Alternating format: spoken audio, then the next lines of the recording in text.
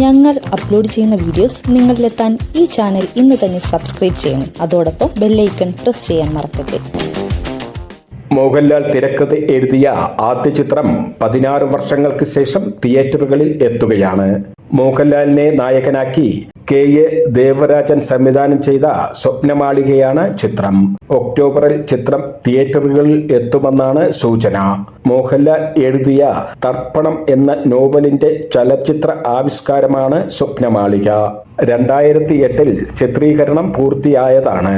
എന്നാൽ ചില സാങ്കേതിക കാരണങ്ങളാൽ ചിത്രത്തിന്റെ റിലീസ് നടക്കാതെ പോവുകയായിരുന്നു. അപ്പു നായർ എന്ന അർബുദ രോഗ വിദഗ്ധന്റെ വേഷമാണ് മോഹൻലാൽ കൈകാര്യം ചെയ്യുന്നത്.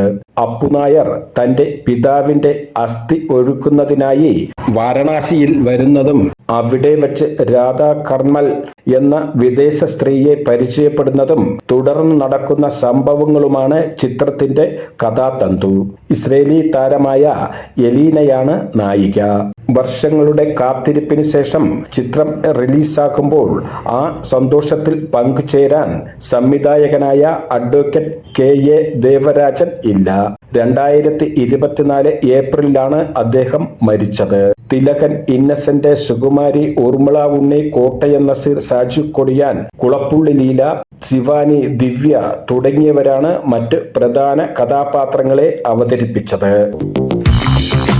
ഞങ്ങൾ അപ്ലോഡ് ചെയ്യുന്ന വീഡിയോസ് നിങ്ങളിലെത്താൻ ഈ ചാനൽ ഇന്ന് തന്നെ സബ്സ്ക്രൈബ് ചെയ്യണം. അതോടൊപ്പം ബെല്ലൈക്കൺ പ്രസ് ചെയ്യാൻ മറക്കരുത്.